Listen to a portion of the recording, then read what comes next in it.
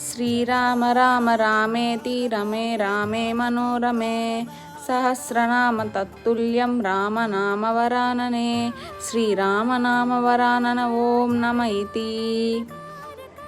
మీకు మీ కుటుంబ సభ్యులందరికీ శ్రీరామనవమి శుభాకాంక్షలు. ఆ శ్రీరాముడి ఆశీస్సులు మరియు ఆ హనుమంతుడి ఆశీస్సులు మీకు ఎప్పటికీ ఉండాలని కోరుకుంటూ అందరికీ హ్యాపీ శ్రీరామనవమి.